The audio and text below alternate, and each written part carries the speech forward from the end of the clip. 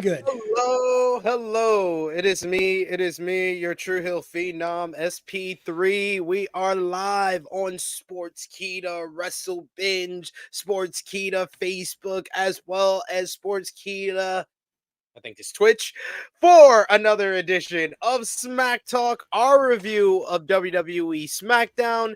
I am joined by wrestling legend, wrestler, manager, creative mind, and Yeah, mustache, Dutch Mantell. that's me. That's me. Well, my whole internet was kind of shabby today. It would come in, then it would go out, and you know how SmackDown was doing like a couple of months ago. It'd be 5 seconds, 10 seconds dark. Of course, they were cutting out cussing.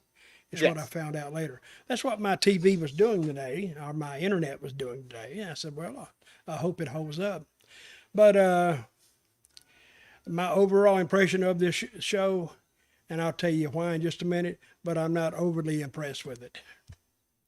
Well, that is fair. That is fair criticism, and we're gonna find out why Dutch Mantell is not too pleased with tonight's episode of SmackDown. But we want to say we appreciate y'all for joining us. Remember to show that appreciation back the simplest way possible. It's free. All you have to do, drop the thumbs up on this video. Whether you're watching us over on our YouTube channel, you hit the subscribe button if you're watching over there. If you're watching us on Facebook, you have the option of dropping a thumbs up, a heart emoji, a laugh emoji, an angry emoji. How did the first night of the WWE Draft 2024 make you feel? What draft pick did you think had the biggest impact on the night and will have the biggest impact moving forward? Let us know in the live chat if you're joining us live. Sound off over there. If you're watching us over on our YouTube channel, you could send a super chat donation. If you have a question for Dutch Mantell, you want to hear his further thoughts on everything that went Hundred down. dollars, $100, and I'll answer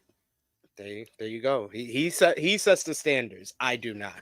it. So let us know anything you want to talk about from tonight's WWE draft, from tonight's SmackDown. But before we get into the WWE draft, the whole reason WWE is doing the WWE draft this week, Dutch Mantell, is because it's the NFL draft week. And ironically enough, wrestling was the talk of the NFL draft, It especially sure the first was. night. It sure was. Well, Tony Khan was attacked by his own employees, his own wrestlers, over on AEW. Was it Dynamite or what was Dynamite. it? Dynamite. Dynamite.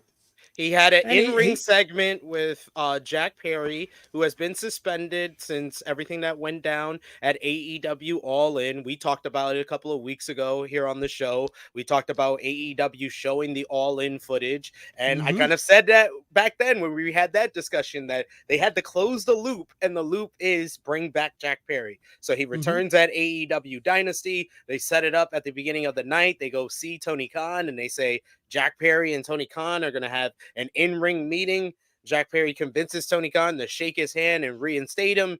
Then he punches him in the stomach with the microphone. The Young Bucks and Okada come in. They seem like they're making the save for Tony Khan, but Okada says, get him up. And they put him up in the TK driver, the tombstone, spike tombstone power driver, dropping him on his stack of dimes. And then Yep. Tony Khan shows up at the NFL draft because Tony Khan is a part of the management for the Jacksonville Jaguars, and he is wearing a neck brace. Well, I was doing my other podcast, Story Time with Dutch, and my co-host James. We came up with a hell of an angle for it. I don't know where they're going to take this, but I would try to pull those people apart and try to take it over. But and there's ways to do that. I think it'd be if they would make a story out of that. But so I'm watching. Granted, Tony Khan is very green at anything wrestling oriented, but all he had to do was go back and watch the tape of Andy Kaufman in Memphis years and years and years ago. And that night, I was there that night in the arena when he laid there. And everybody in that arena, everybody, and me included, I said, he's hurt. He's got to be hurt to lay there that long. And the story is he laid there so long, Lawler finally told the referee, tell him to get up. So he went in there and he told Tony, Lawler wants you to get up. He said, I can't, I need an ambulance.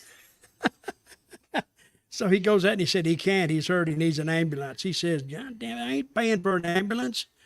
And he went back and told Tony that. He said he's not paying for an ambulance. He said, tell him I'll pay for it. Then went back and told Lawler, he said, all right, do what you want to do. And the ambulance showed up, everybody stayed, and they carted him out. And that's how you sell, an attack by a wrestler. Tony eventually got up on his own and walked out. And I said, I wonder would he come back with the neck brace? Yes, he did. He came back today at the NFL draft. Where are they holding that at? I'm not sure where they're holding it at. I know they were shown in the war room at for the Jacksonville Jaguars, which is in Jacksonville. Okay. But I looked there, Tony Khan, there he was with the neck brace. And the announcers, of course, they got to say something about it. Of course, he told them to.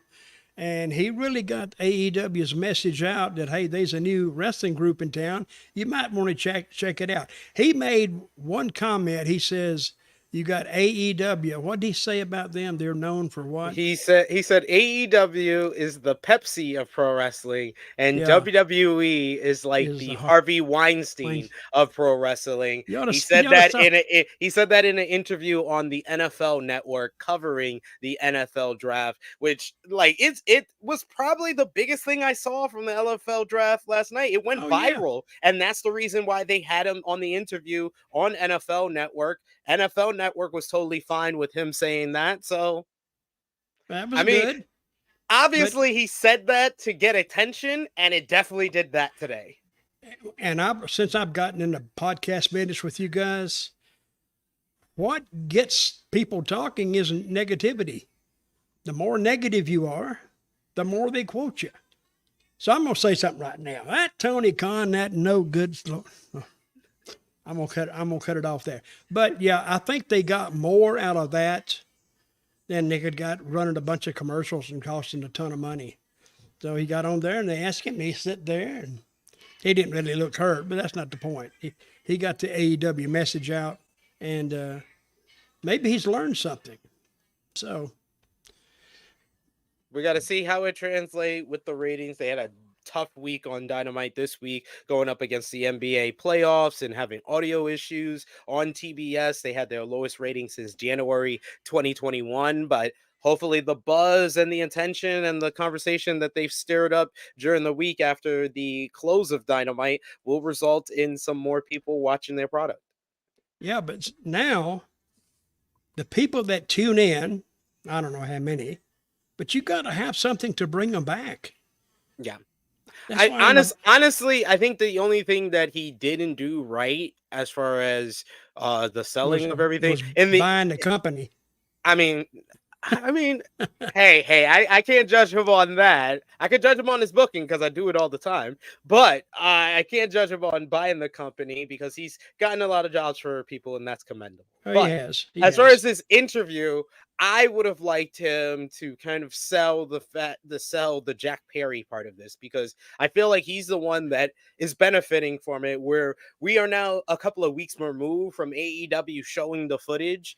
And showing the footage led to Jack Perry coming back, and just the overall feel that Jack Perry has gotten from the New Japan show he did in Chicago to his appearance at all AEW Dynasty with the big reaction he got there. He got a big reaction for the close of in Jacksonville on Dynamite. He has that feel of what is he going to do next? And I wish that Tony would have sold that in his interviews. Well, what is bringing this whole thing along is story. Now they have a backdrop to it. They have the backstory. So all they got to do is build on that. I would continue the story with the Bucks and Jack and put them all together. They'd be hateful little heels. You'd want to kill them. You'd want to strangle them. So if they're smart, they'll tell the story, something to follow week to week to week to week, and see where it goes. I guarantee you they'll have success with it. So did you watch the actual angle? Yeah, I watched the whole. Okay, so I wanted to sell in the ring. Yeah. I wanted to say my favorite Tony, I person. swear to My God, favorite. Tony. My Tony favorite looks person like in a the whole. deer. Go ahead. No, I was gonna say my favorite person in the whole angle is Okada. Okada Yeah. did the least, but he did the most with just facial, just doing the up, and then he does the Scott Hall. He does Yeah. that while they're doing the TK. He's my favorite. But go ahead, Dutch. No, it was good. It was very good. And, you know, Tony, I'm watching him doing the interview. He looks like the biggest goof out there. He's looking at the camera like this. And I don't think he can believe he's on camera, regardless of the fact that he was the one who put himself out there. But as it came across, that's one of the best things they've done in a while. And it wasn't a match. It was an angle. And the angles draw money. Your matches, they're fill-ins. So, all right, Yeah, and we're here to talk about. I do like the fact because that whole angle gave me what I wanted, because the moment they announced it, I was like, Jack Perry has to attack Tony Khan. Yeah, he And has to. but I never, and I know there's some people that's been critical of it and saying, oh, you got to do angles like this, you got to sell it as serious and real. And I've said this on the internet, and I will say it here.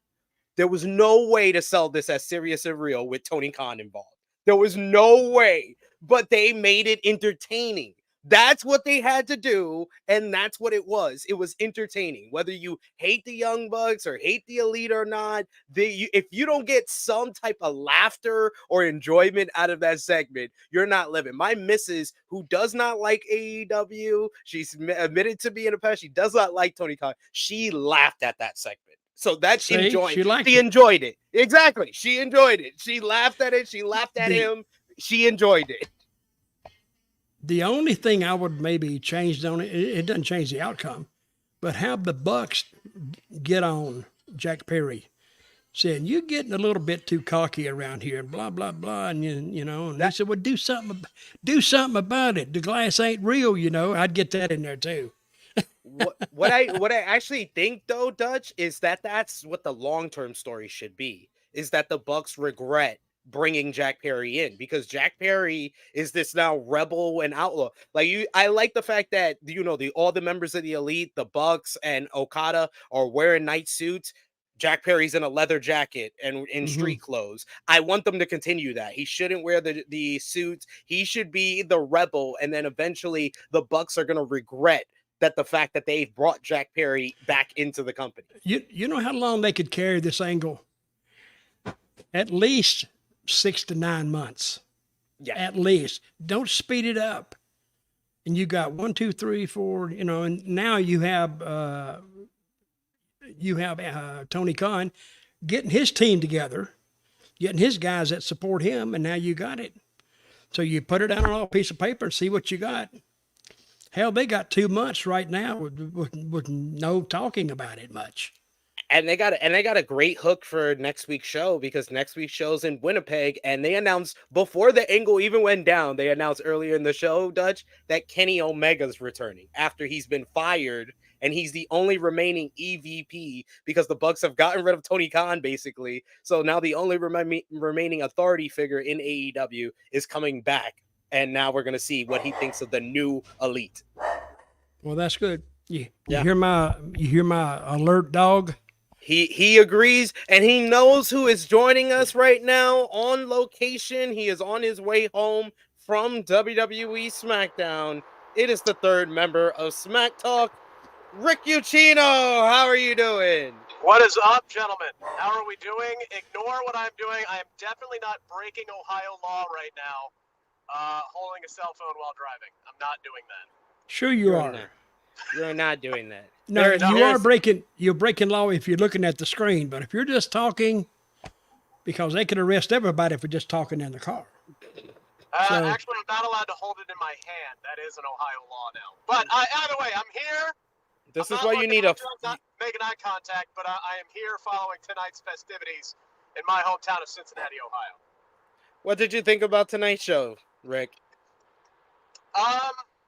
Needed more wrestling, and I'll tell you what. At first, I was on board with the champions being frozen on their respective brands, but I think them being left out kind of took some of the luster out of the draft tonight. The pool was a little shallow this evening, if you know what I'm saying.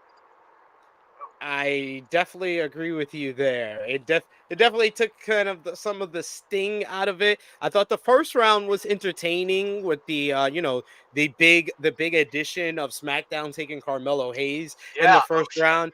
That made it very exciting in the first round, but it was just round by round. It was a law of diminishing returns to the point that at the end I was just like, "Oh wow, AJ Styles is picked in the last round." Yeah, that made no sense to me. Like, none whatsoever. And, like, that's one of the big things. Like, if you're going to do a draft like this, the story needs to center around Nick Aldis and Adam Pearce.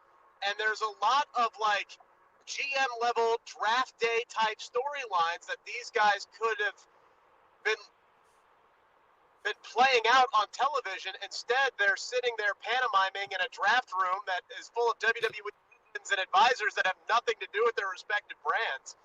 And I'm just sitting here going, okay, Jericho being taken in the top, like, that makes sense because he could very well be the world heavyweight champion. But the same could be said for AJ Styles, and then he's not taken until round 4. That did not make a ton of sense to me. It was a lot of defense tonight too. Not a lot of like big names changing brands outside of like Braun Breaker and I guess technically Sheamus. And there's some Nia Jax too. No. But Ricochet. No, Ricochet stayed on Raw, and Sheamus been on Raw since he returned, so it wasn't really. But he was still swap. technically a SmackDown superstar. No, not to me. Not to me. You start showing up on SmackDown. You took a break. You was gone for a while. You come back. You on Raw now. Yeah, that's fair enough. Just not a lot of action and not a lot of sizzle. I was genuinely surprised by the Kiana James pick. We'll see how she fits in on Raw, because right now Raw has a lot of really talented ladies that are not over with the main roster, and Kiana now adds to that. So it's going to be interesting to see how they shuffle up the remaining ladies who have not been drafted so far. Yeah. Any overall thoughts, Dutch, before we let Rick go because he's going to get arrested? I already dodged one. Hey, accident, seriously, hey, Rick, get arrested, get stopped, put it on camera, it'll go viral, and you make a lot of money. That is true. It might be the most If interesting they only storyline find you that a- we really got. Yeah, if you That only would be get- the most interesting storyline of the night. Yeah, for sure. if they only fine you like $75, you can make like $500 just off the video. So you're actually making money, and then of course you're paying taxes on it, so that helps everybody. But anyway, yeah, it was a maintenance show. I use that term a lot. I wasn't really. The first hour was okay, but I think that draft sucked tonight. It literally sucked. I mean, they had some people they brought back that you know, but they're there, and I mean, you could go on the internet and just see their picture or see videos on them all the time. They don't really got to do nothing. But Yeah, I they went didn't. for the cheap pop nostalgia stuff, which I kind of get, right? Because they bring back the legends for the NFL draft all the time. Like TJ Hushmanzada is announcing the Bengals picks tonight, so like they do that kind of stuff. But when you popped out for a second there, Dutch, I was telling SB3 there were a lot of storylines that they could have done centered around Nick Aldis and Adam Pearce that they could have done tonight and let them kind of be the stars of the show. They didn't even announce their own draft picks. Like, that was really surprising. I'll fix that for Monday. But they probably won't. They won't. They want to do the guest stars. Were you excited about any picks? Carmelo Hayes going to SmackDown. And the fact that... But that's only, wait a minute, let me say something. Carmelo Hayes, I don't know him from Adam's House Cat. I just know he's in NXT. I don't watch NXT. So you got to get the majority of the fans kind of more interested in NXT. Let me ask you something. What is that thing they advertised in the middle of it? Like Speed or something? What was that? The Speed is their Twitter show. It's a show they do on Wednesdays. It's like a 3-minute time limit matches, and they're determining a Speed champion. How's that work? pinfall. Yeah, pinfall submission, 3-minute time limit. What if it goes through? The people pick it. Time limit draw. Yeah. I don't think they had a time come limit up draw with yet. that? Who come up with that stupid idea? I have no idea. How long is the show? It's just up to get social media engagement, people to watch videos and things like that. So. Okay, Yeah. well, No, but I was pleasantly surprised with how high Carmelo was taken. That to me, at least in the Triple H era, should mean they have big things planned for him. And I was also happy that they split him and Braun Breaker up because I didn't think they needed to be on the same show. The last thing I'll say about the draft tonight, I do not like where LA Knight landed.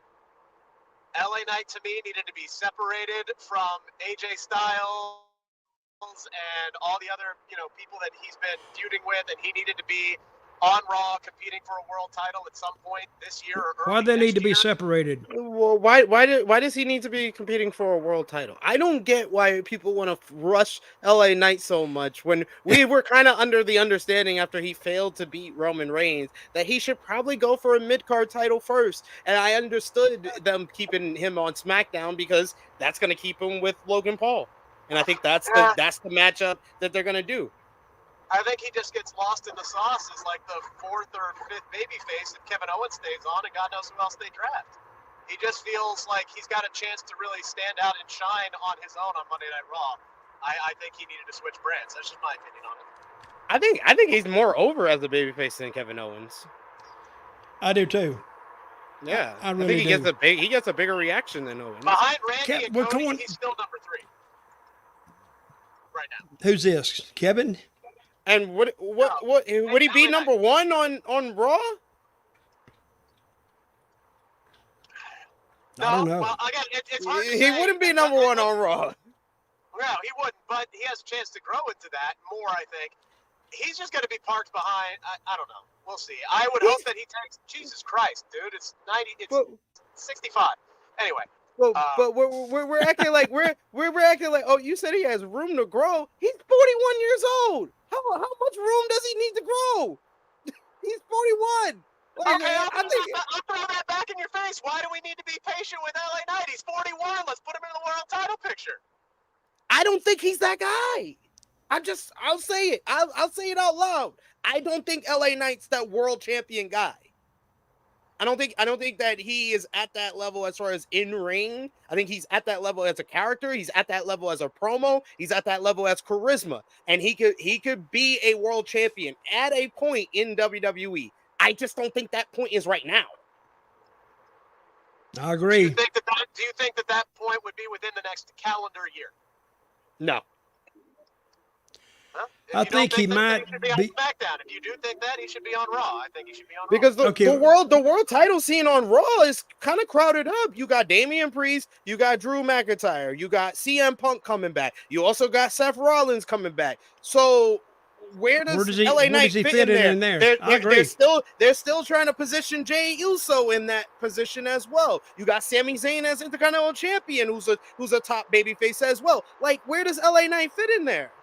Well, I mean, conventional wisdom would say some of those guys aren't going to be there, and they're going to be on SmackDown.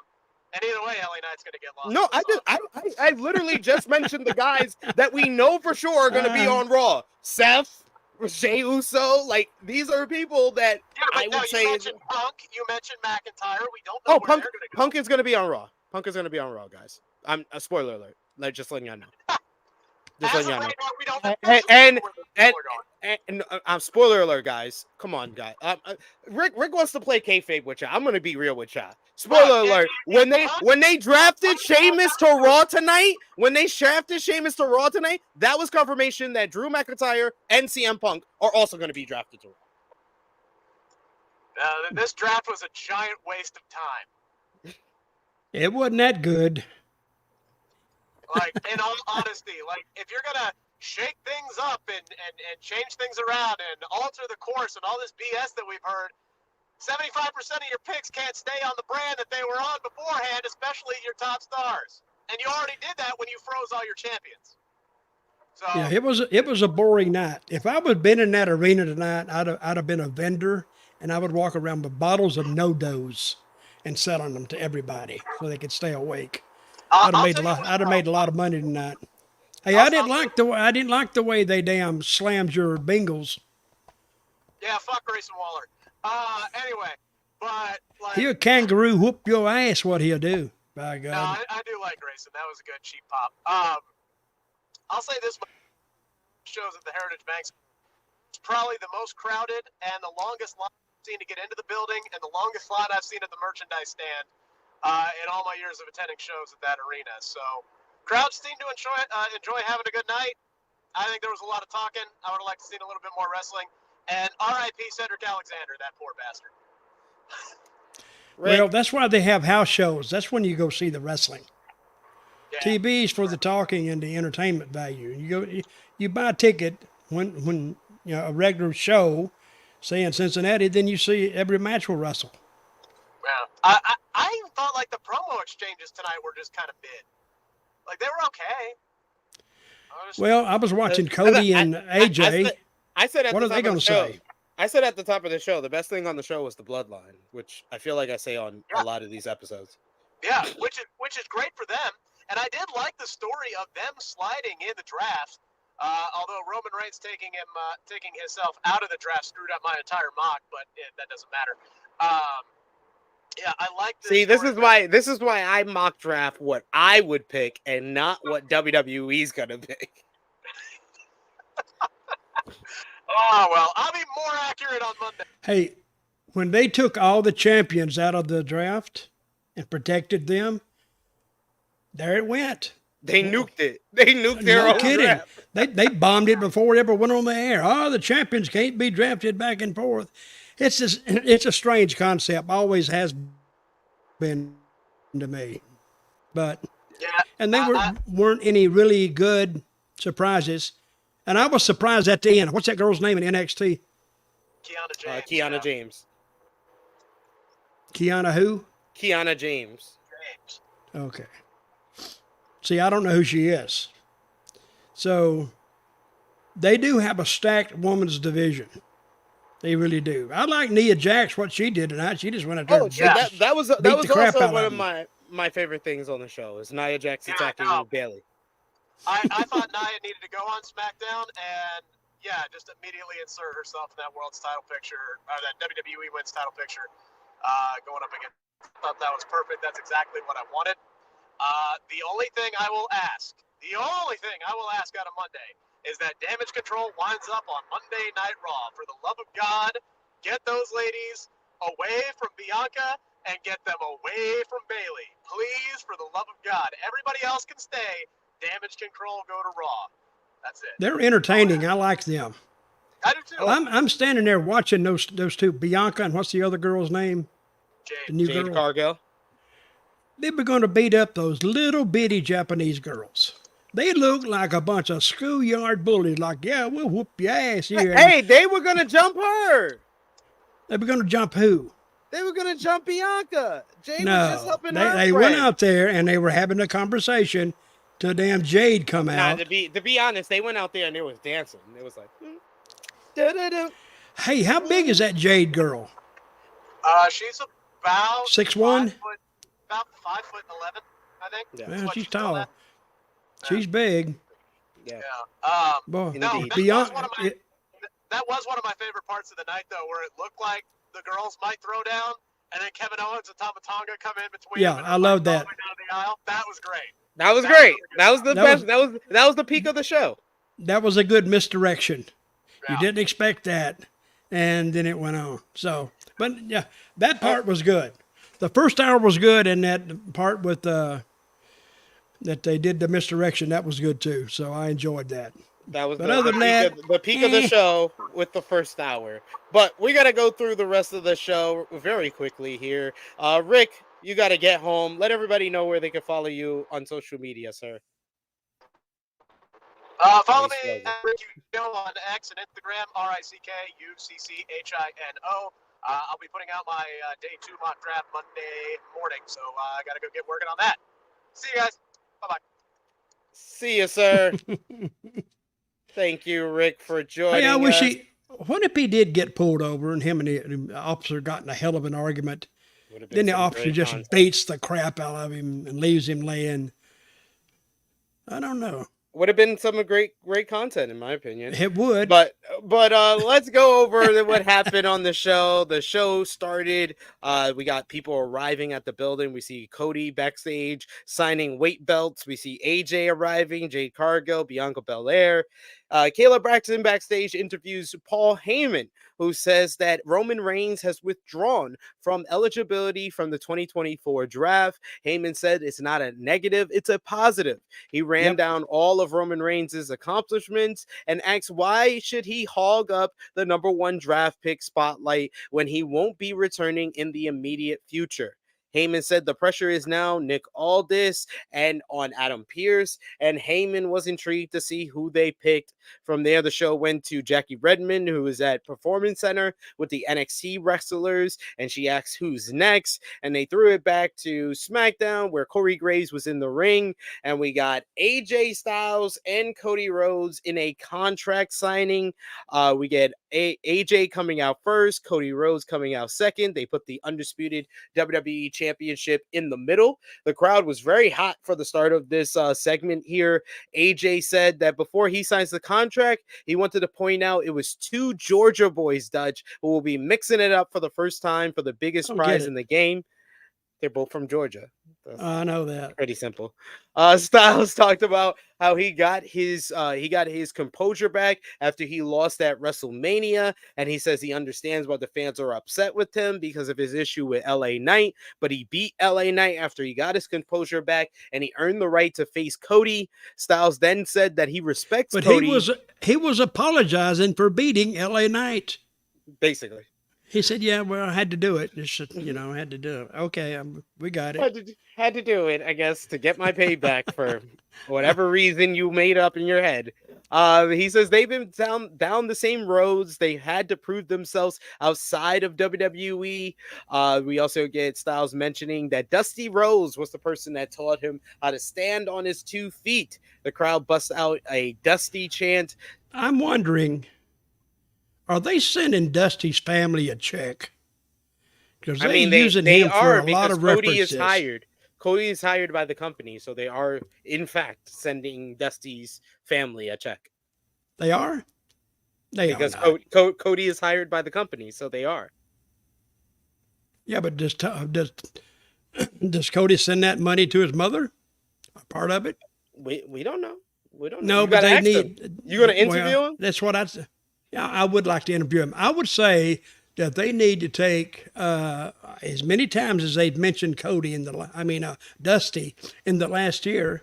I think the family's owed something. The wife is owed something because Dusty busted his ass all these years, like all the rest of us. And all of a sudden, I know they're using him to help, using Dusty to help Cody. But they also, they're doing that Dusty Rhodes name is out there. Yeah. I'd come out with some merchandise or something. Do they have merchandise of Dusty yet? They should. Yeah, they've had Dusty merchandise for sure. So Styles says lately, that I don't know about lately. Okay. Styles says that he learned a lot from Dusty and that Dusty was a good man. He says that Dusty taught him how to carry himself and how to carry the weight of being a champion. He says that the weight of the title isn't just leather and gold, and at Backlash, he wants to see if Cody can carry it. Styles then signed the contract. Graves picked up the contract and handed it to Cody. Cody said, "Cincinnati, what do you want to talk about?" And then he noted what a cheap pop. Just bring up the town's name, Cincinnati. Yay! It's guaranteed they're going to cheer for every that single time. Every single time. It's fair. And then he said, "What am I going to talk about?" About AJ, I got him slapped him right then. What am I going to talk about? What do you think you're out here to talk about? All right, go ahead. He says that he has said in the past that Styles is the modern day excellence of execution. Cody said that all their respect goes by the wayside at Backlash. Cody said Styles implied that Cody couldn't carry the weight of the championship. But he says that it isn't about winning the title, it's about keeping it. And that is true. He respects Styles' familiarity with his last name, but at Backlash, when he signs the name C-O-D-Y, Cody, in front of the name Rhodes, it will be a level playing field because it will be the first time they will ever meet. But to him, it is not a dream match. Rather, it will be a must win.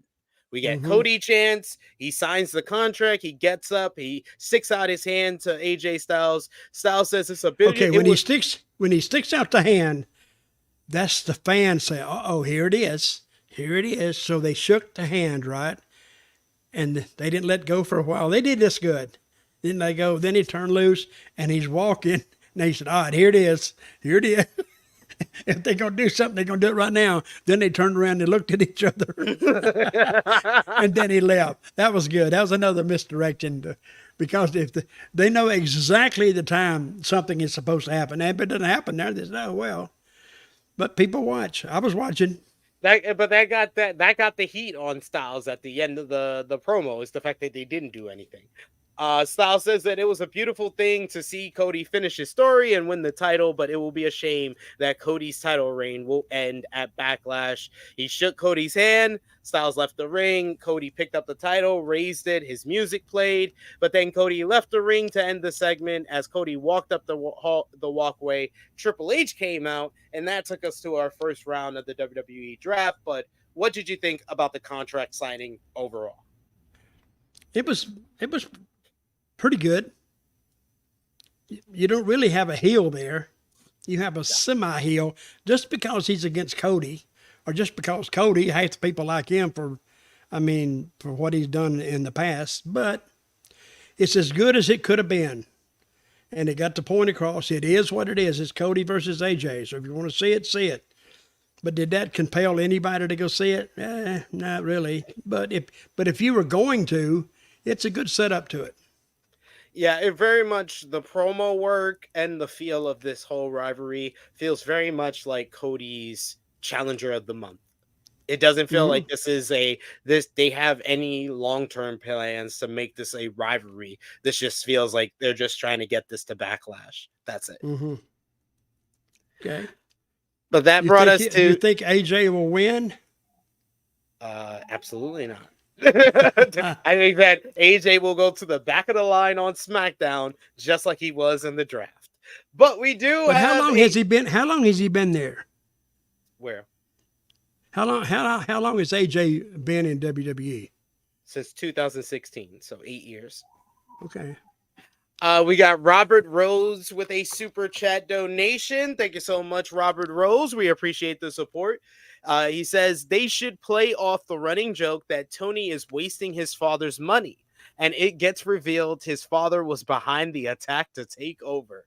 Yo, his father. That's did a you good see idea. His father's acting? His That's father's a good idea. acting was better than Tony. Shad Khan's acting, he really looked like he was concerned at the end of the show. That is a good idea, but how about push that down later? Because how can they take over the company if his dad's not behind it? And Tony could keep saying, "You don't have the money." They said, "Oh, believe us. We got the money." And then, good thinking, Robert. You're way, way ahead of the curve. So I like it, Robert. Write a letter to WWE or AEW. right now. Yeah, AEW, and just explain tag Tony Khan on Twitter. He'll tag him on Twitter. But it's a good idea. And we don't ever say people have good ideas, do we? We usually blast the hell out of them. But Robert, good for you. Need to write a book. I buy it.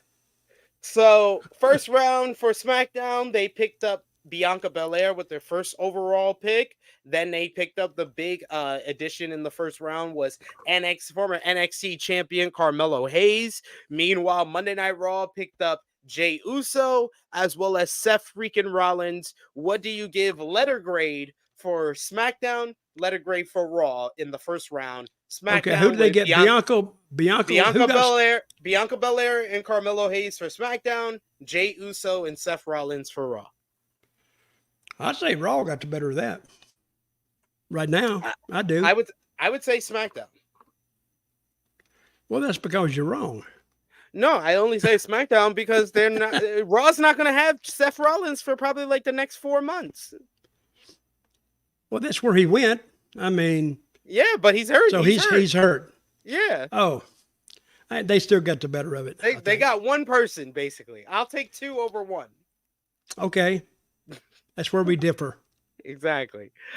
So you got next up, Carmelo Hayes comes out. He grabs a microphone. Hayes said that when they talk about who's next up and who's the hottest out, they call him Carmelo Hayes. We get whoop that trick chance in courtesy of the new NXT champion Trick Williams. Hayes says that he already did that, and then he speaks to Cody, and he says he heard Cody saying that when you shoot from the king, you best not miss. But he says when Melo shoots, he doesn't miss. So as the first round draft pick, he couldn't think of a better way to shoot his shot than to shoot it against Cody.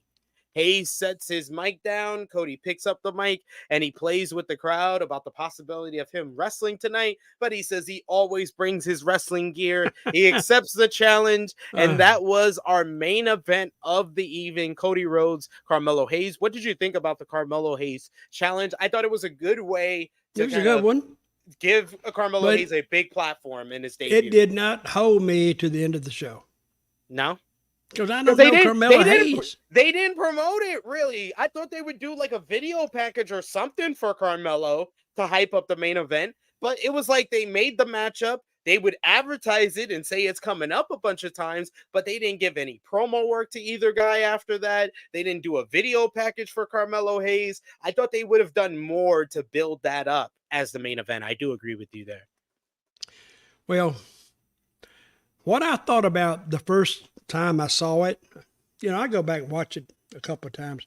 I thought the title was on the line. I said, wait a minute.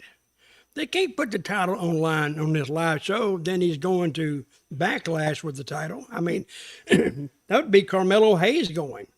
And they didn't say anything about it. I said, well, maybe he didn't say that. But it is what it is.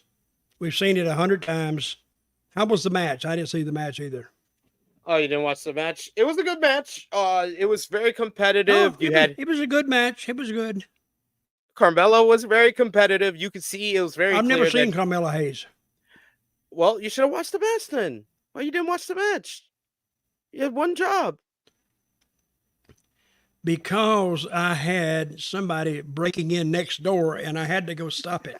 See, you were saving a life. I'm the community outwatch center here, and I have to watch the community because who knows who may be breaking in these houses. No, I didn't see it. I respect you because you called me out because I said it was good, but let's be real. I got to be real here. I said it was good because it was good for what we got, but it was a 8-minute and 41-second main event for Carmelo Hayes in his debut. And it doesn't matter how many near falls you get against the WWE champion. If the WWE champion is putting you away in less than 9 minutes, it's not the best stamp of approval that I would have liked for Carmelo Hayes in his debut. This is Carmelo Hayes' first time on SmackDown? No, it's not his first time on SmackDown, but this is his official main roster call-up in the draft. His first appearance as an official SmackDown member of the roster. I thought they would have given him at least 10 minutes to work with Cody. I don't think it's that noticeable. He's in the ring with Cody, so it just felt very abrupt. That's maybe. And guess what? It was abrupt. Now they got a lot of people out right now, don't they? Yeah, they do. They got Rhea Ripley, Seth Rollins, a few others that's been out for a while as well. CM Punk. So, well, where did Chad Gable go? To Raw? Chad Gable's on Raw. He was drafted with the Alpha Academy on the show, but like I said, not the best matchup that I would have liked for Carmelo Hayes, but it was good for what it was. Cody picked up the win with the Crossroads. Post-match, AJ Styles comes in. He looks like he was about to attack Cody, but he stopped short, and Cody turned around. And then we got an awkward stare down, and then they shook hands as the show went to black. They shook hands again? Yeah.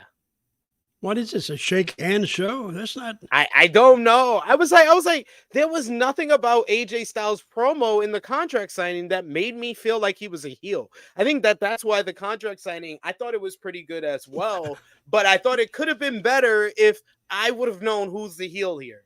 I was like, they both sound like baby faces to me. I was like, yeah, They the crowd's are. booing. Yeah, the crowd's booing AJ Styles, but AJ Styles did not do anything or say anything that said he was a heel. Nope, he didn't at all. He didn't get the people going against him or anything. And I'm sure that was on purpose. They told him to stay that way. So they must have plans for him, some of these other heels, because they need him to get some of these other heels over after he's been there for 8 or 10 years or whatever he's there. So that's his job right now. But they will have a good match at Backlash. And it won't go much longer than this one. I'll say 16 minutes, 17 minutes is how long I think it'll go. I think they go 20. It's going to be the main event of Backlash. Okay, they go 3 minutes more. They go than what you 20 just said. minutes. 20 minutes. That's about 20 right. minutes. And they can do that. They could do that just if they got out of bed in the morning and the first thing you said, all right, go to the ring, do this match, they could do it. They don't even got to sit. See, that's when you tell who the pros are, when they don't even got to talk it over. They just go and do it. That crowd in France is going to eat that up. It's going to eat that first time matchup up. So they don't have that. They don't have to do much because when the bell rings, that's all that's going to really matter. Okay, if they told them to win 20 minutes and they go out there and the crowd is so receptive, they may go 25 because they get to enjoying it too. Because when the crowd is really, really hot and everybody's feeling good, you get that little extra burst of energy. Not that I've ever had that, of course. I did as least as I had to do. So, but I'd like to see that match though. It's from what town is it in France? I'm not too sure where in France it is. I'll look it up after we talk about this next segment because we had LWO, Dragon Lee, and Rey Mysterio up against Legado del Fantasma. That's the first hour, right? Yeah. I don't have much to say about the matchup because honestly, the matchup, as soon as they started, I was like, I feel like I have seen this 800 times. LWO and Legado del Fantasma. But they only gave us 3 minutes of this 5-minute matchup because it had that's all they needed to. And it was fast. It was a fast-paced matchup. Dragon Lee picking up the win. It accomplished something. Dragon Lee picked up the win for the team with the Destino, and then the post-match was where we really got what we was getting here. As Santos Escobar and Electra Lopez come out. Santos says that he is a lot of things, but he is not a liar. He says that Electra Lopez has been searching and been looking for the security footage from the night before WrestleMania. He said he didn't attack Dragon Lee, so now we were going to see who did it. And to the surprise of absolutely no one except for Rey Mysterio and the LWO, it was Carlito who attacked surprised Dragon me. Lee. It surprised you? Why did it surprise you? I said that. I hadn't been following their story. So I mean, it was pretty obvious. He didn't pick him. Well. Remember, I haven't been following. I haven't been following the story, so. But I kind of liked it. As another I enjoyed this. I enjoyed this segment. I always enjoy when we have a mystery attack that's revealed with security footage. It always pops me. Now you have to have liked Carlitos' face when he saw it. But oh my God! Oh, whoa! When he threw him over there, then he took off. That was good. Yo, he was so frantic. He was like, "All right, I got to push him into him." Then he goes, backstabber. Who is the girl with who's the leader of the? Yeah, who's that girl in there? What's her name? Well, LWO is Zelina Vega. Yeah, who's the other girl they had out there? Legado del Fantasma has Electra Lopez. Okay. Wait a minute. There's too many Mexicans running around. I get them confused. Oh, I can say that. He's keeping the gimmick, folks. No. But they all have masks on and everything else, except the ones I like. But they do have good matches. Very good matches. So we already talked about, the Cody segments of the night, and I did want to read this comment because it's an interesting one that I wanted to bring up to you. KK says Cody isn't the guy to hold the title. He's in a way where a football team has one good year and wins the Super Bowl and then doesn't win again. This is something that is a topic that was really brought up over on my other channel, True Hill Heat. My good friend Jimmy Macaram, before WrestleMania, he was the first person that really said to me that he doesn't think Cody is the guy. He thinks that Cody is the guy between the guy. He is more akin to a Bret the Hitman Hart, a Shawn Michaels, a Bryan Danielson, a CM Punk, than he is in the line of Stone Cold Steve Austin, Hulk Hogan, Bruno Sammartino, John Cena, Roman Reigns. He says that he fits in more with the guy between the guy than the actual guy. What do you think? Transitory champion. Yes. Okay.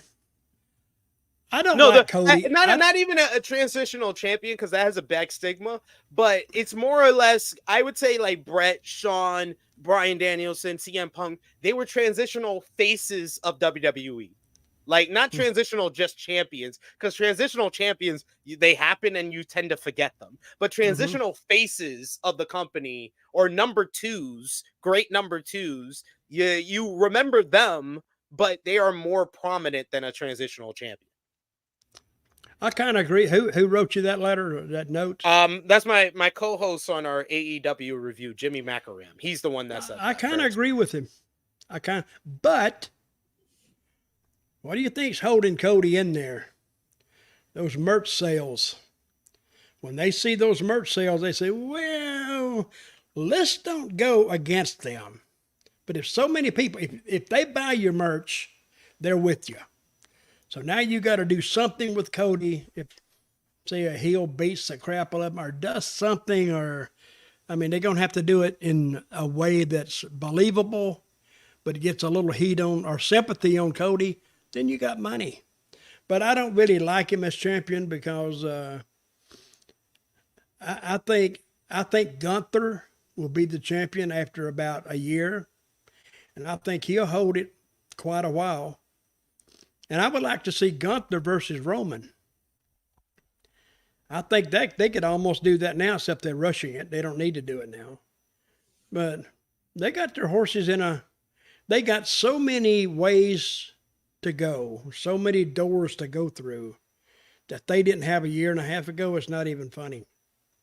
And you can tell that they've had a complete turnover of creative and of thinking. So they're doing it the right way, and I commend them on that. I don't like everything. Nobody likes everything. But they got it in a spot now where it's very good to be, because they got a lot of, if somebody goes down, which they have, they just got to pull somebody up and do something with them, and they're almost back in business right where they were. So I think they did a good, even though I didn't particularly like the show, it was still about 100% better than it was a year and a half ago. Well, definitely. Right? Yeah, most definitely. Just really quickly, we'll go over this stuff. Not much to say about this one. Braun Breaker with a 16-second win over Cedric Alexander with the spear.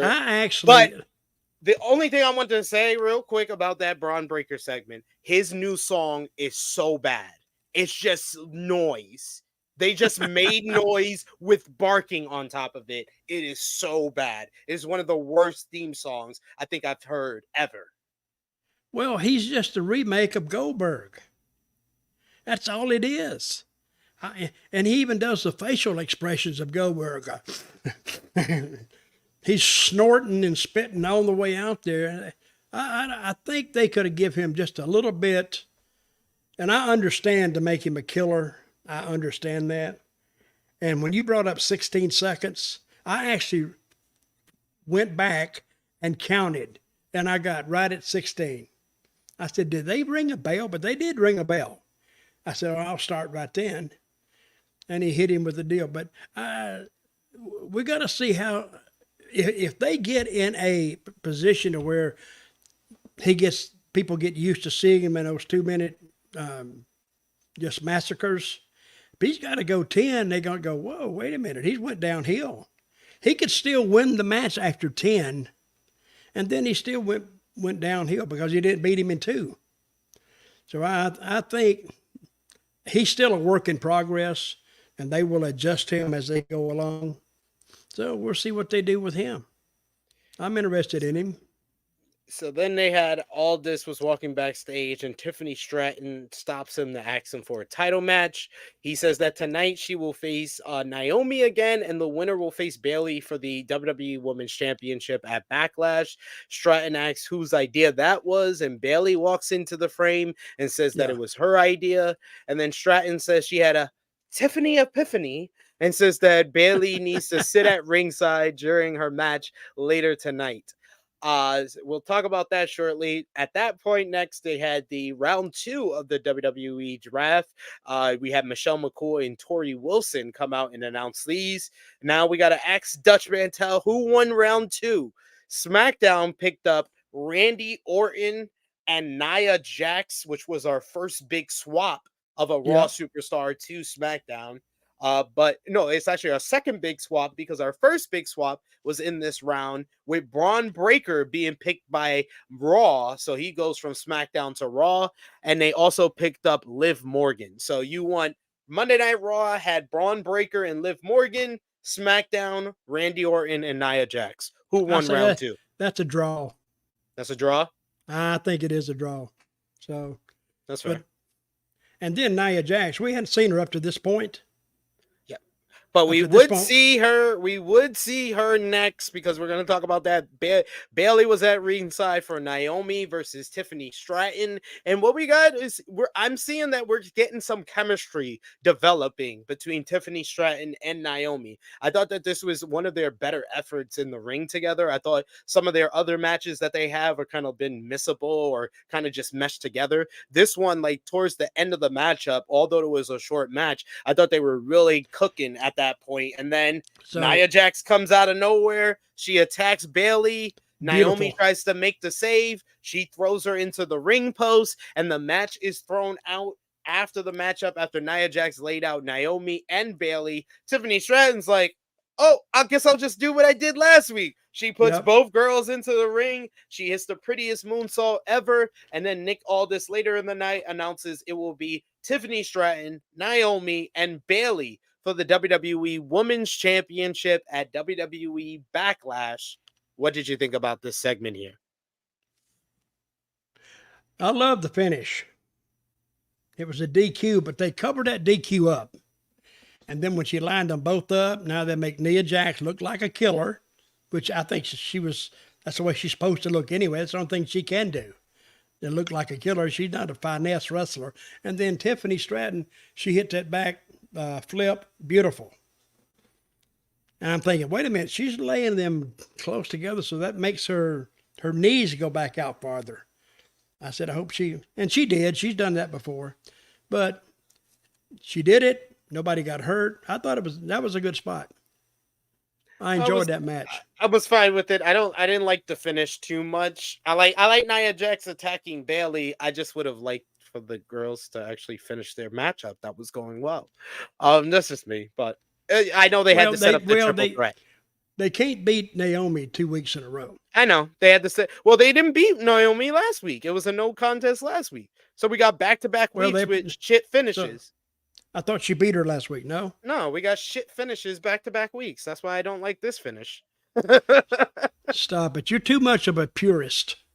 No, I'm just saying. I would have liked more effort than that. I like the Nia Jax attacking Bayley. I just didn't understand why it needed to be involved in the matchup, other than it did set up the triple threat. So at the end of the day, they accomplished what they wanted to. Well, I liked it. So I know. You're on this way, and you're this way, and I'm that way. I liked it. Exactly. Round 3 of the WWE draft. Dutch, we have SmackDown picking up LA Knight and the Bloodline. The Bloodline in the 3rd round. Disrespectful. That was good. Disrespectful. And then Raw picked up Ricochet and Sheamus. So Raw getting Sheamus and Ricochet, SmackDown getting LA Knight and the Bloodline. I think I know who you're picking this round. SmackDown, that's by a mile, a whole mile. I'm thinking Ricochet. Hey, Ricochet, have they told what happened to his? Didn't he have a little bit of a romance with Samantha Irving? That's his girlfriend now, right? Yeah. Didn't they start something with them on TV? No, she was just used in this program with Logan Paul. Okay. Yeah. Well, SmackDown won that one by a country mile, big time. Definitely. They got a steal with the Bloodline in the third round.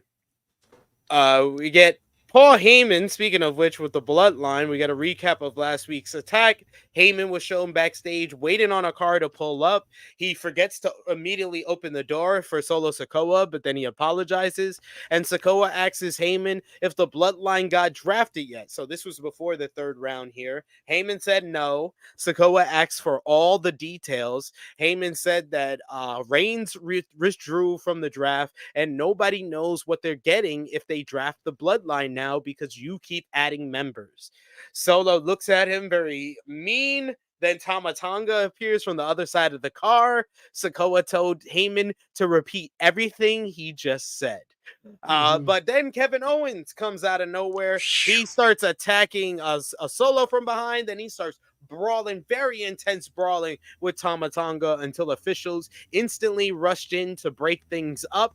But that led into our next round of things as we had our next round of the WWE. Well, no, first we had Bianca Belair come out for an interview. I want to say one thing. WWE security is the shits. Okay, go ahead. This is true. But they came very quickly before the brawl escalated, but they didn't know how to separate them, apparently. No. But we would know that after this interview, because Kayla Braxton came out, she interviewed Bianca Belair. We found out that Belair and Jade Cargill will face Kabuki Warriors for the WWE Women's Tag Team Championships at Backlash. Belair said that she's had a lot of history with Damage Control, but they're falling apart right now. And she said that Jade Cargill is the perfect person to help her put an end to Damage Control. Belair said the Kabuki Warriors won't have a reason to show up to SmackDown after they win the WWE Women's Tag Team titles at Backlash.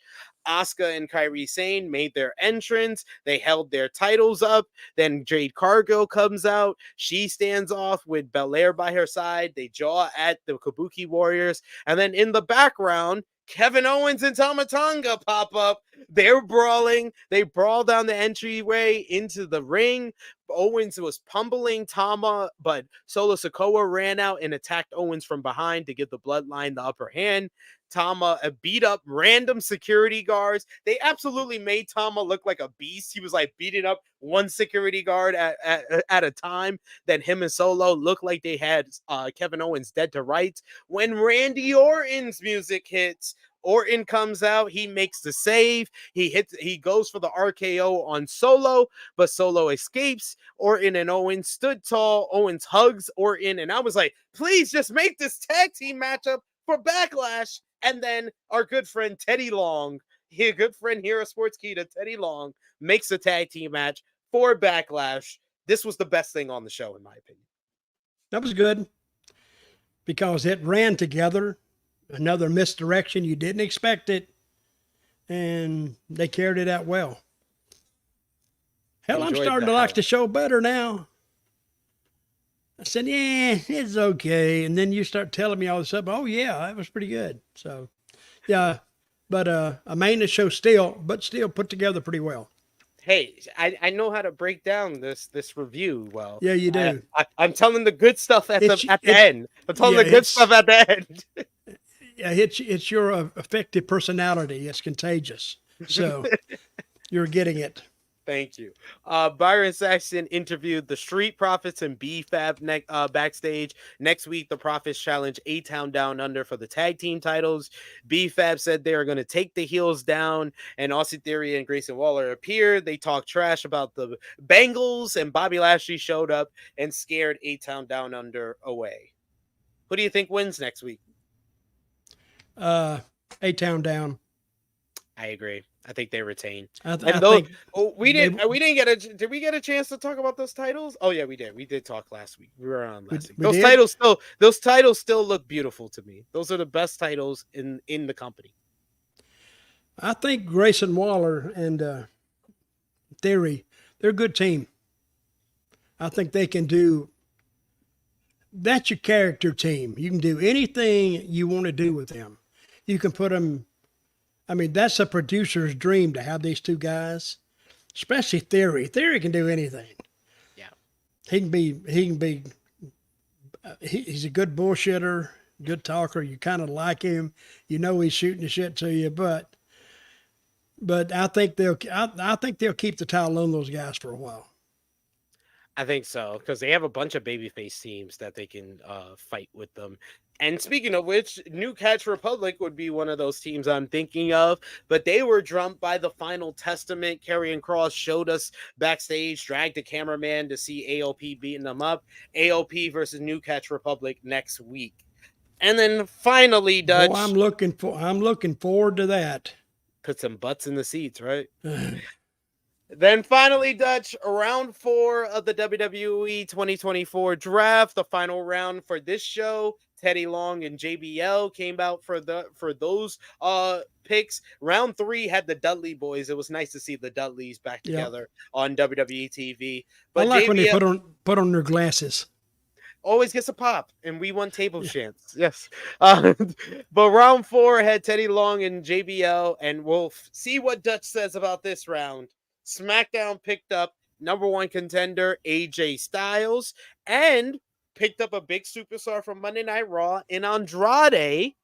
Meanwhile, Raw picked up the Alpha Academy, Chad Gable, Otis, Akira Tozawa, and Maxine Dupree, as well as NXT's own Kiana James. And unlike Carmelo Hayes on this show, Kiana James got a video package right after, and then they interviewed Kiana James in Orlando. She says being drafted meant the world to her, but she's ready to show Raw why she's the number 1%.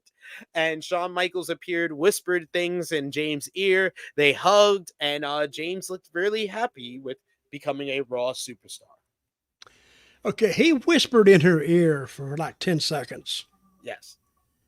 And now you're going to say, okay, what did he say? What happened? And I think we might be seeing Mr. Shawn Michaels on Raw.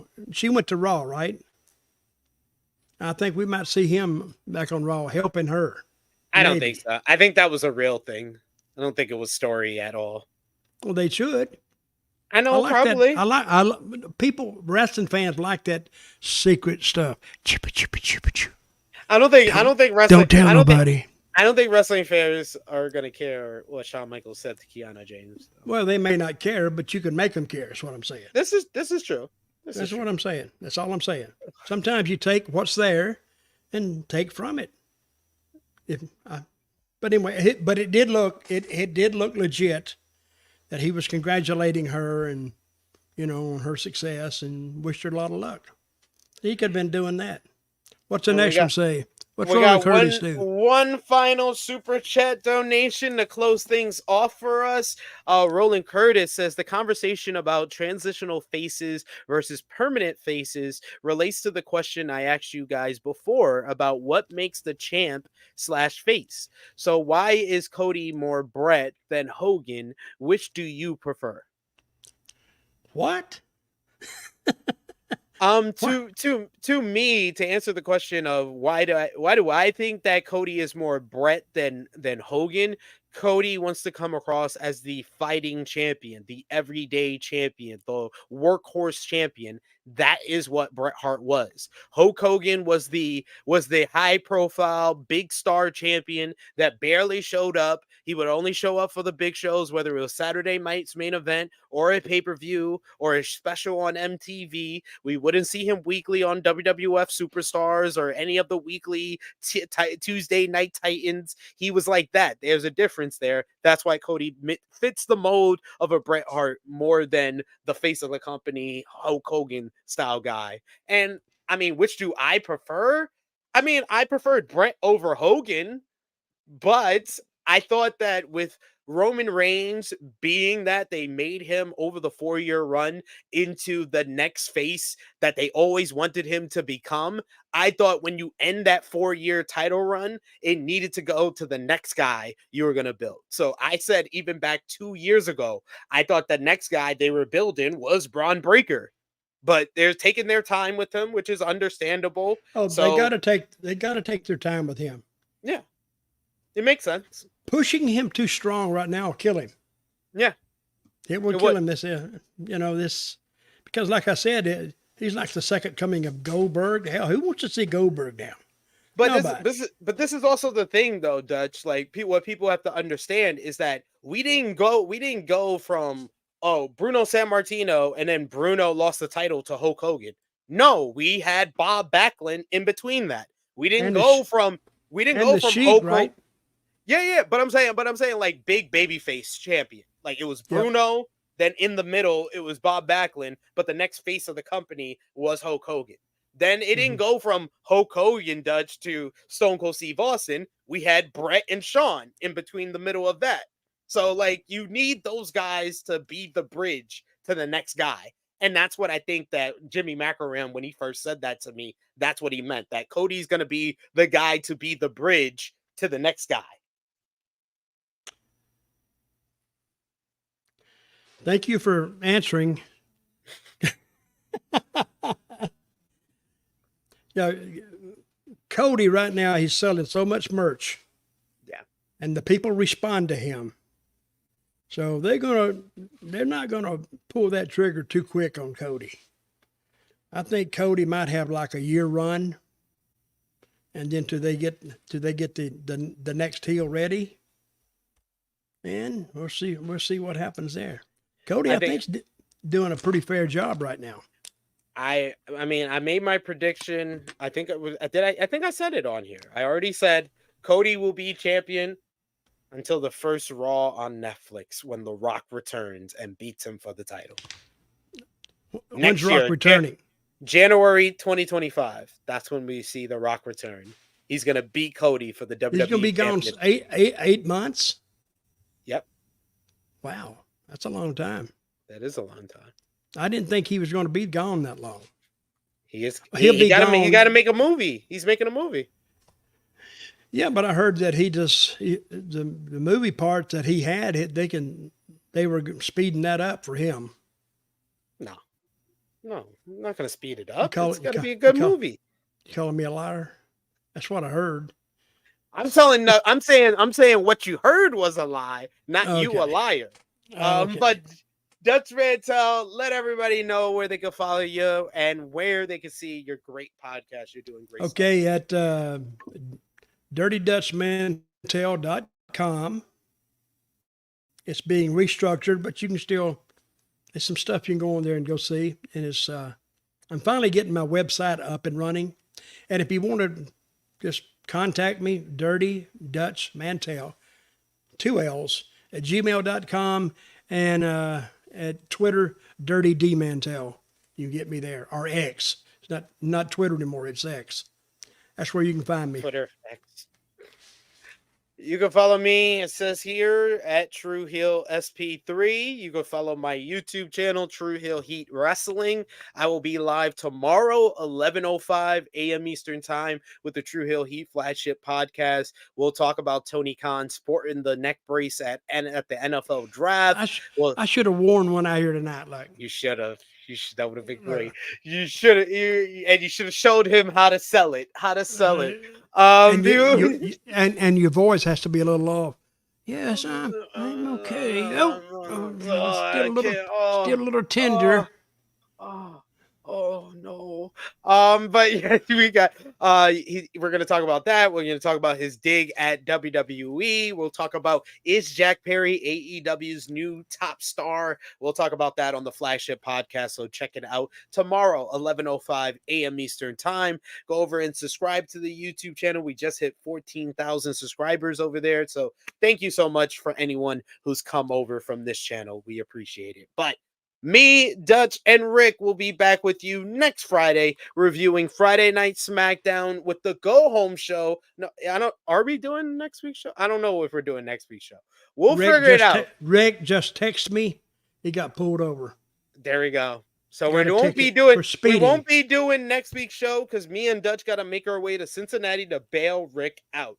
But we will have a show next week, whether it be covering SmackDown, whether it be covering the news, or whether it be covering WWE Backlash, which is next Saturday. Me, Dutch, and Rick will see you for that. So until then, we will see you. This has been Smack Talk on Sports Keyed Up by WrestleBinge. I am SP3, and we are out.